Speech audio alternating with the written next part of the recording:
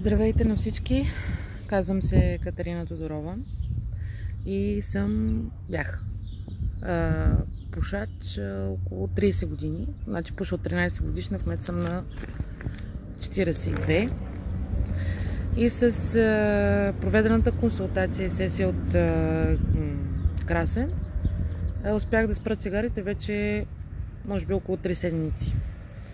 Да, няма да ви кажа, че още с направената констелацията на други ден съм ги спряла. Имах една кутия цигари, към ще ги изпуша, но просто драстично намалях. Там, където съм пушила примерно 7-8 цигари за деня, почнах да пуша по една, по две и после постепенно въобще не ги мислех самите цигари.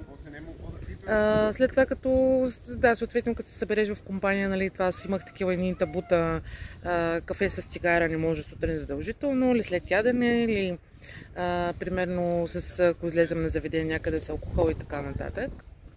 Така като съберем в компания, примерно другите пушат, определено не се пуши, но съответно се започва, съответно си казвам да на тази емоция, след 5-10 минути идва пак да. Как работи неговия метод? Той те кара да разбереш защо. Защо ти пушиш, защо ти ядеш, защо ти пиеш. И след това го отработваш, просто ти като разбереш причината защо го правиш дадено нещо. Да, то може да кажеш е навик. Все пак аз 30 години съм била редовен пушач. Работил съм по заведение, така че представете си за какво става въпрос. Но винаги има шанс и винаги трябва да заложите вяра и доверие в самия процес. Дайте си време.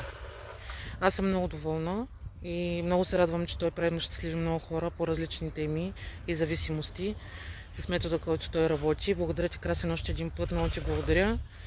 Всичко това, което прави за нас, всичката тази информация и всичките тези знания, които ни даваш. Благодаря ти и лек ден на всички.